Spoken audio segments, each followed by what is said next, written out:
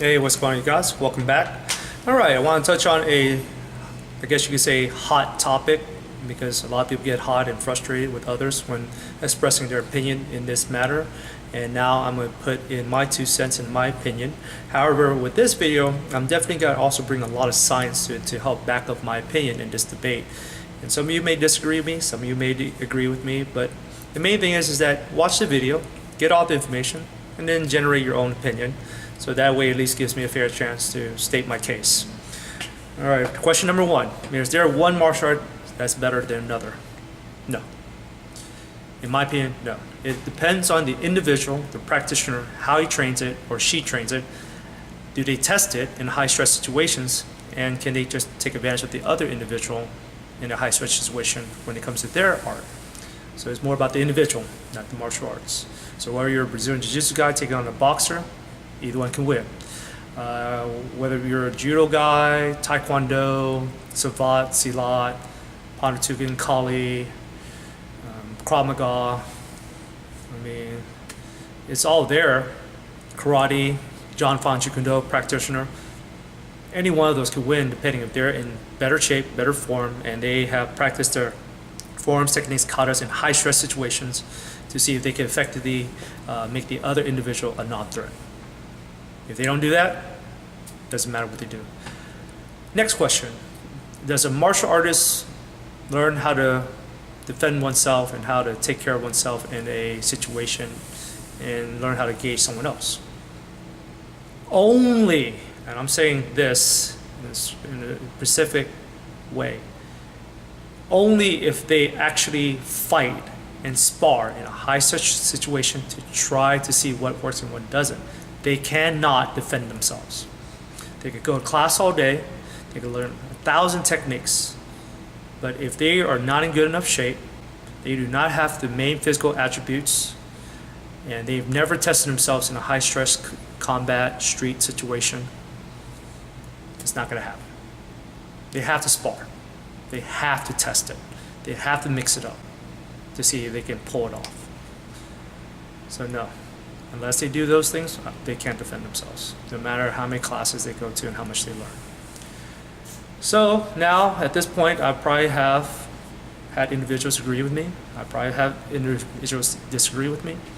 And the reason why I'm shooting this video is because I'm in the process of now learning and being certified as a John Fan Jeet Kune Do instructor to teach Bruce Lee or Sijo Bruce Lee's content.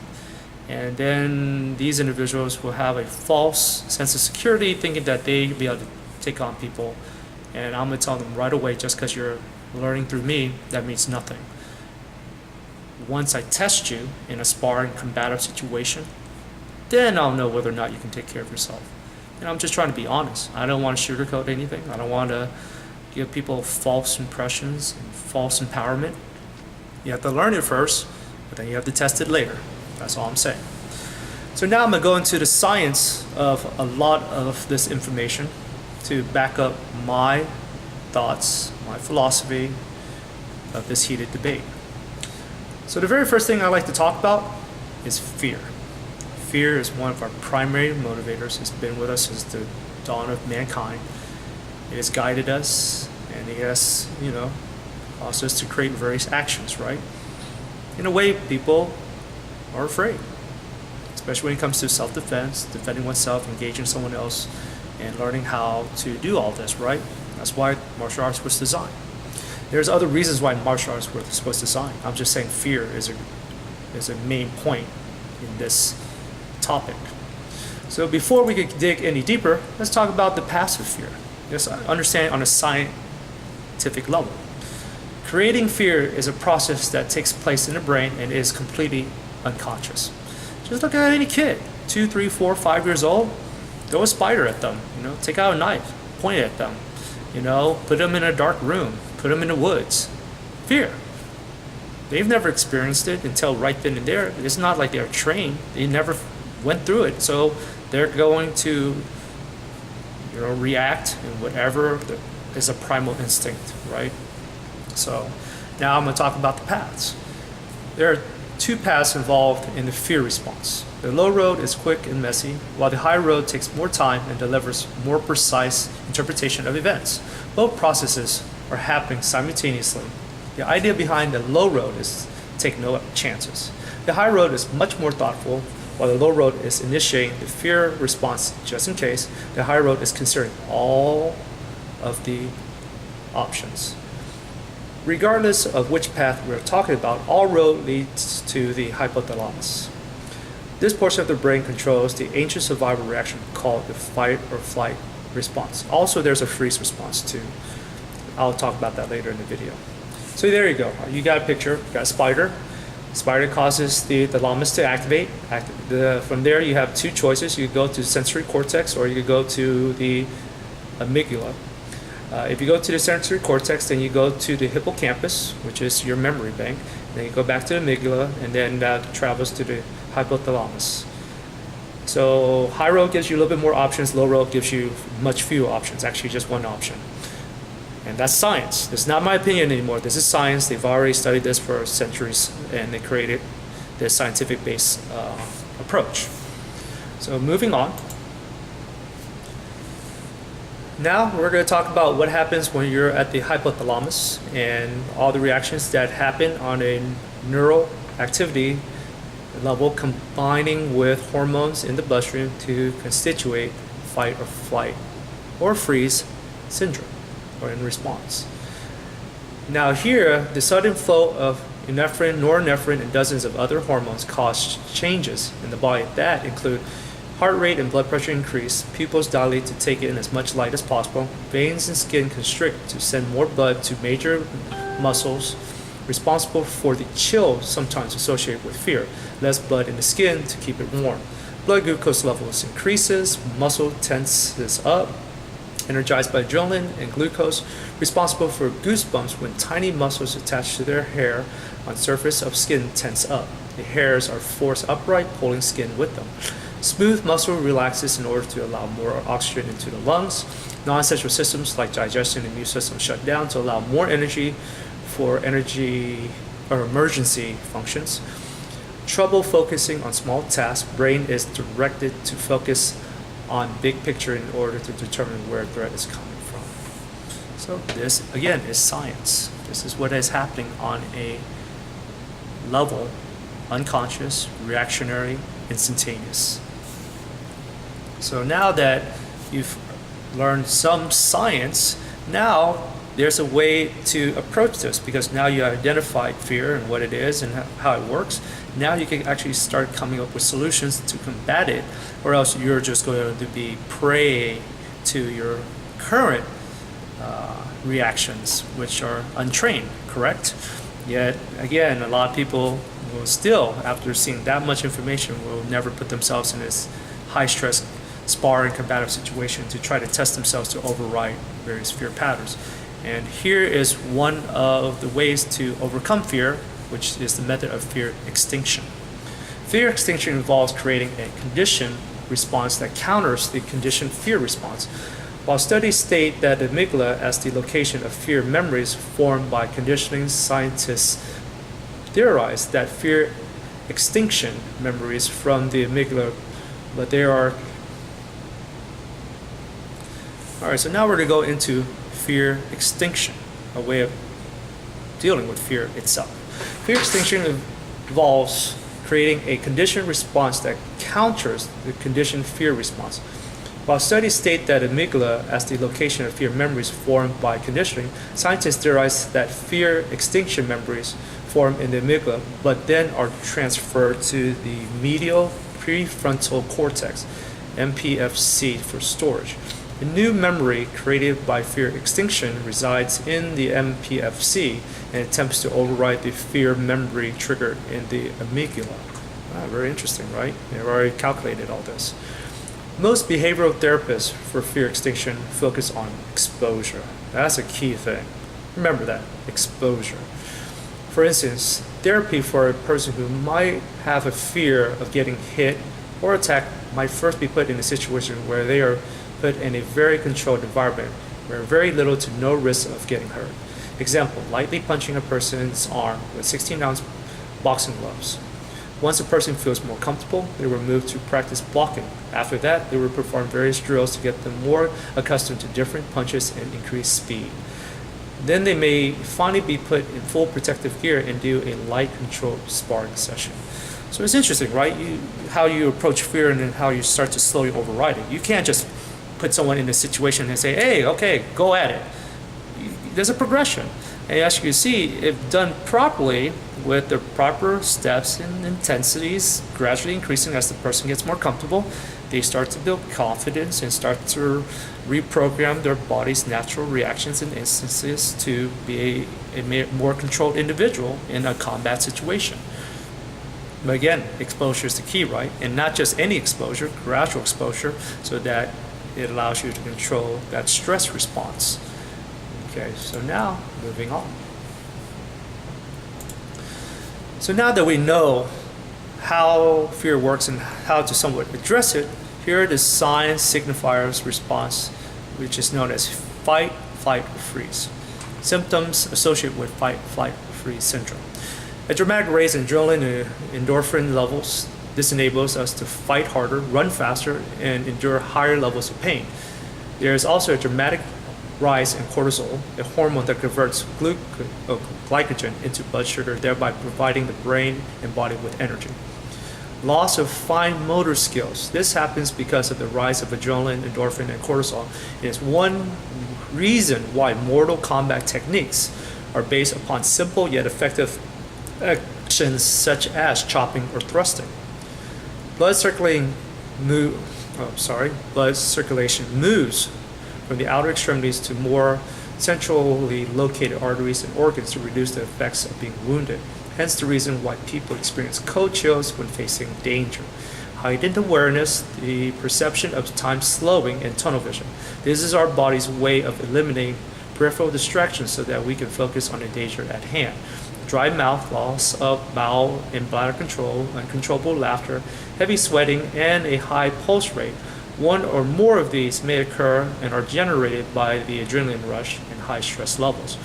A sudden fatigue or drowsiness after the threat has diminished, which is known as adrenaline dump, and is your body's way of recuperating. So it's very interesting. There's a whole science on how your body responds to a high stress situation. And here's the thing, some of this is good, some of this is bad. It all depends on the situation, right? And whether or not you need to be in more control, or maybe you can be in an action that's completely uncontrolled, but it's still okay. It all depends, right? But in most combat fighting situations, you need to have control. All right, now, that's what we're going to go at now when it comes to fight, flight, or freeze, trained versus untrained responses. So once this happens, a trained individual in a fight scenario has stalking, predatory actions, precise actions, calm mindset. In a flight situation, they have orderly retreat, situational awareness, and mental alertness. If they freeze, they do a hunter's crouch, heightened awareness, weapon at the ready. Pretty positive things, that once you've put yourself in these situations and trained enough, especially in high stress situations, it's nice to be able to act that way, right?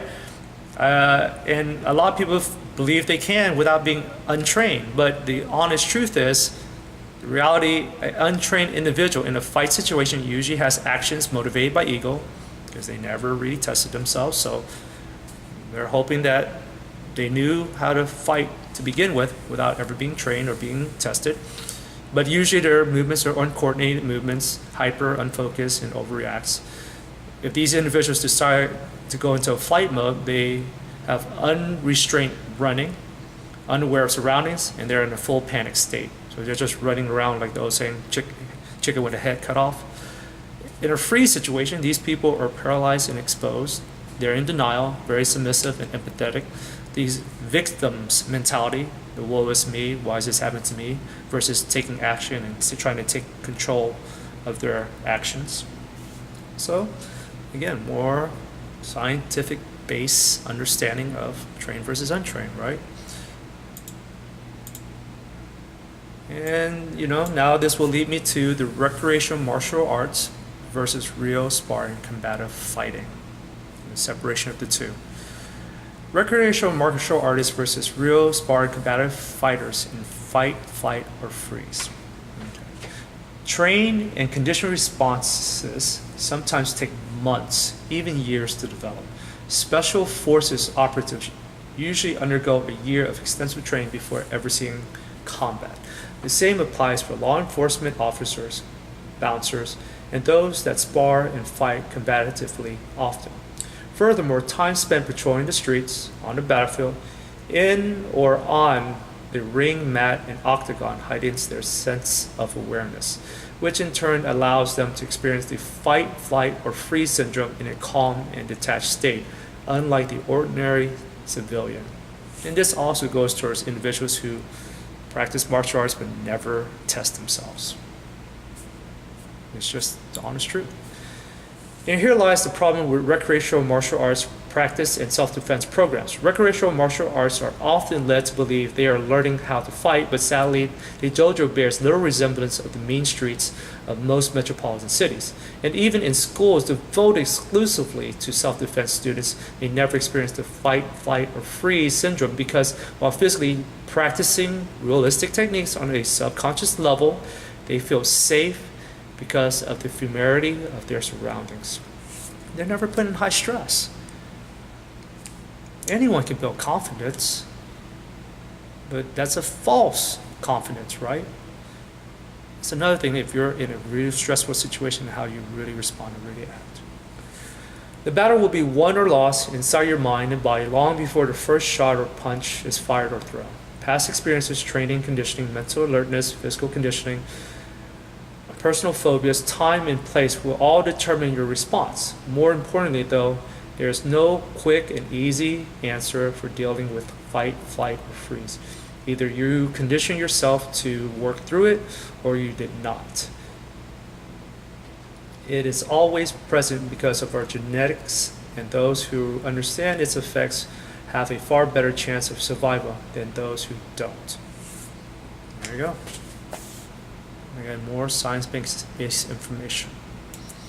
So now I'm going to use this as an example. So I've got two examples, boxers and Navy SEALs, when it comes to athletic ability versus martial arts technique training ratio. The ratio is anywhere from 60 to 80% for athletics training and only 20 to 40% when it comes to technique training. Guru Daniel Santo even stated himself that Bruce Lee stated that when it comes to main attributes and athletic performance, the JKD practitioner needs to spend 60%. And these were what he said, what Sijo Bruce Lee stated to make a good JKD practitioner.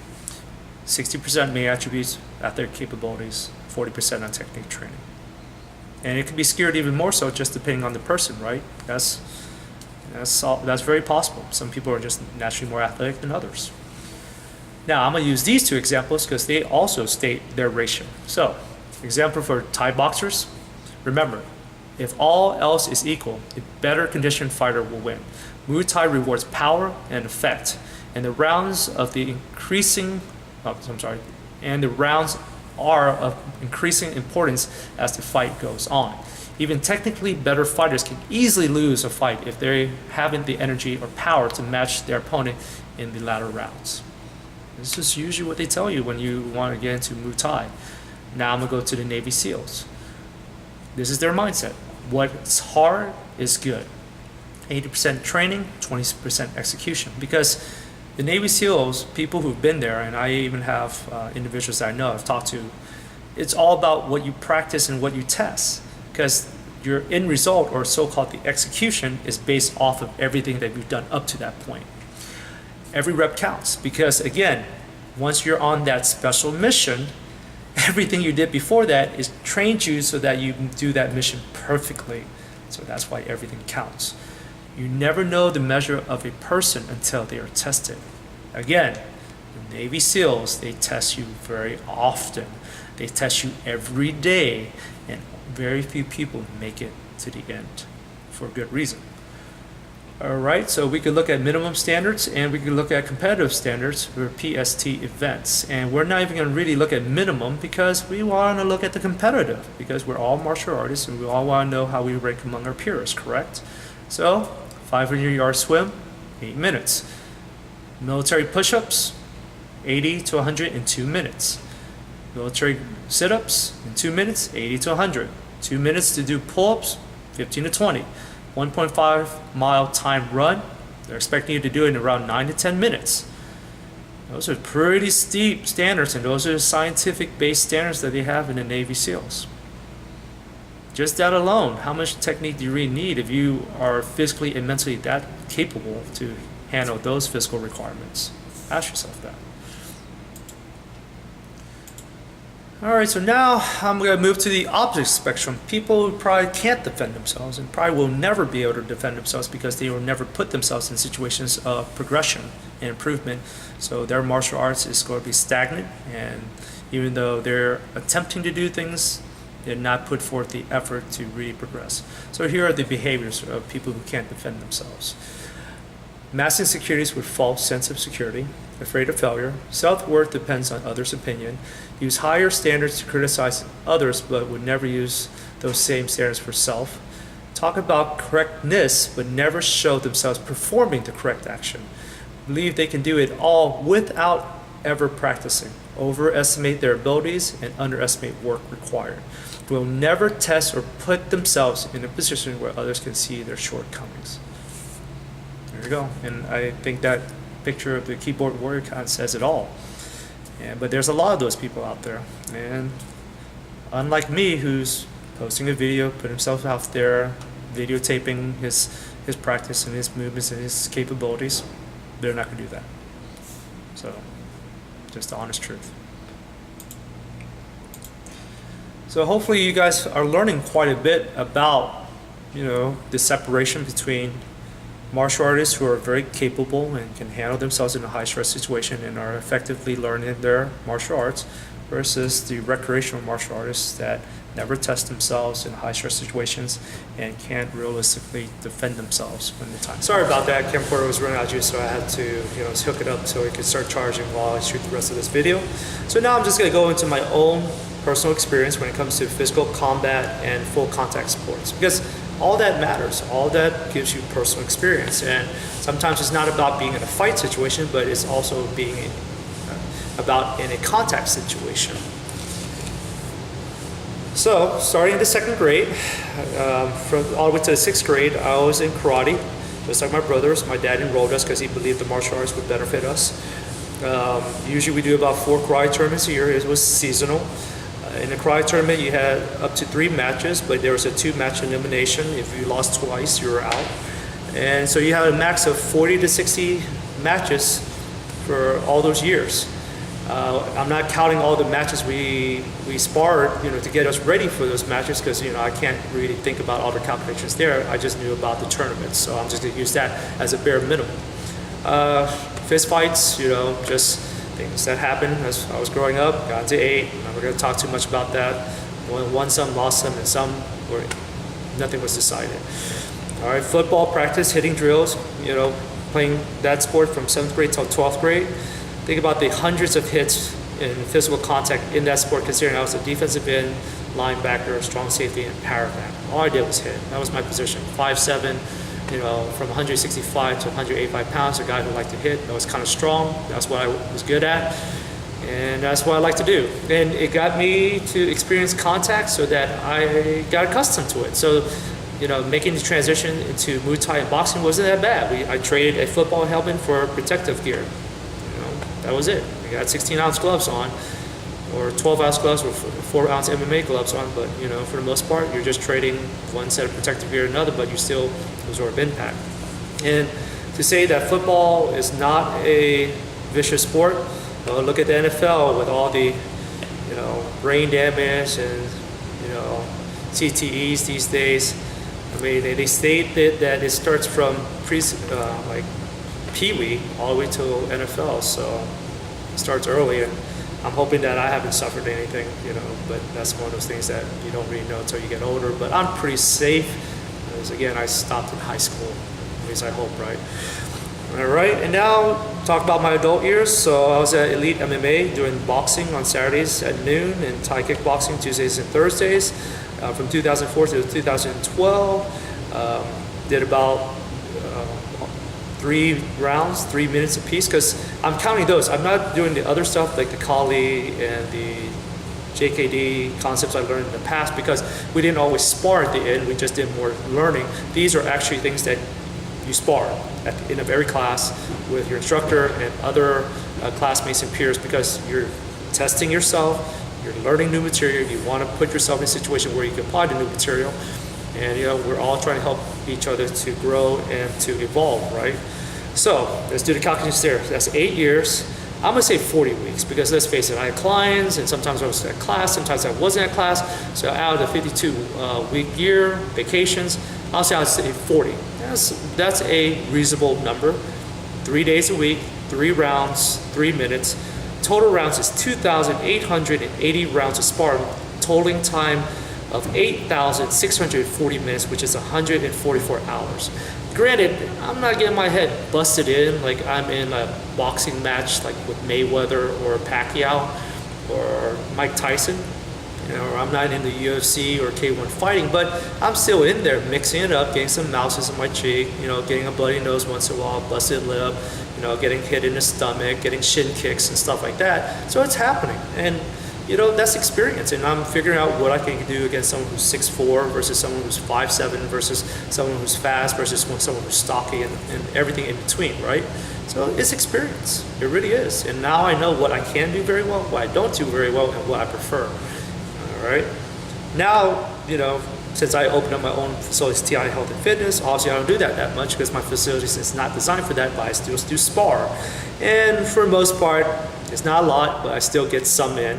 So right now, average friendly sparring with clients and friends, averaging about twice a month, 3 rounds, 3 minutes, from 2013 to 2017. So that's 5 years, 12 months, 2 days, 3 rounds each time, 3 minutes. So that's another 360 rounds of sparring, total time of 1,080 minutes, which is 18 hours. So we're going to put the totals all together from my own personal experience. About 58 matches / fights between just the karate and just fist fights I got into. 3,240 rounds of sparring with a total time of 9,720 minutes, which is 162 hours. And think about every time I make contact with someone to either hit them as hard as I can or survive them hitting me as hard as they can, and just having all those physical hits in football for all those years. And on top of that, also on the side, I've done other things to enhance my physical capabilities as an athlete, and also to enhance my education to know how to train to increase strength and endurance and performance, and deal with recovery and injuries, and add nutrition so that I can enhance myself to the highest possible capabilities, right? So those are just my own personal experience, so that to show you guys that, again, I really do believe that in order for you to understand what you can and cannot do in a high stress situation, you have to kind of put yourself in a high stress situation, somewhat controlled, but still stressful enough that it forces you to stop thinking and just do whatever you can do at that time. So there you guys have it. Just want to share with you guys my thoughts on the subject when it comes to unrealistic and non-effective martial artists versus realistic, effective martial artists, in the sense of how to approach training and what works and what doesn't. And hopefully you guys gave me a chance to explain myself in this video, explain the science, even use my own personal experience to kind of, just generate my opinion. You don't have to agree with it. You can formulate your own opinion, but make sure if you formulate your own opinion, make sure you have, the information to back it up to make your argument solid. But if you do agree with me, great. I hope that this helped you to maybe push you to do certain things differently if you're not doing them already. Okay, you guys, well, take care. More to come as always. And again, keep watching my videos, keep learning, keep progressing. Until next time.